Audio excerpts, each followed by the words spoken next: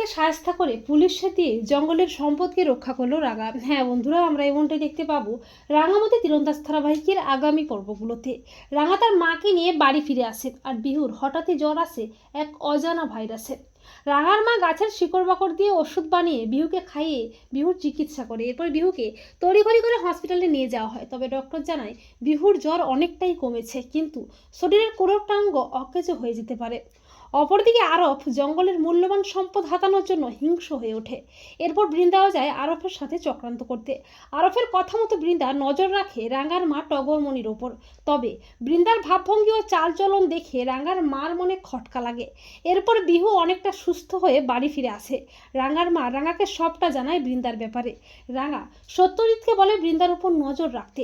রাঙার কথা মতো Satyajit police team রাখে বৃন্দার উপর নজরদারি চালানোর জন্য। এরপর বৃন্দার ফোন ট্র্যাক করে আরফের ডেরায় পৌঁছে যায় রাঙা ও সত্যজিৎ। আরফকে ঘিরে ফেলে পুলিশ। আরফ পালানোর চেষ্টা করে। রাঙা তার তীর দিয়ে আরফকে আচ্ছা করে শায়েস্তা করে পুলিশের হাতে তুলে দেয়। রাঙা বলে, শয়তান, তুই জঙ্গলটার সম্পত্র নিয়ে বিদেশে বিক্রি করতে চাস?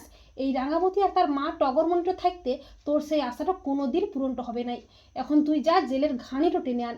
এরপর সত্যজিৎ আরবকে অ্যারেস্ট করে। তো বন্ধুরা, তোমরাও এটাই চাও তো যে বৃন্দাও আরবকে শায়েস্তা করে পুলিশে দিয়ে জঙ্গলের সম্পদকে যেন রক্ষা করতে পারে রাঙা? কমেন্ট করে এক্ষুনি জানিয়ে দাও তোমাদের মতামতটি।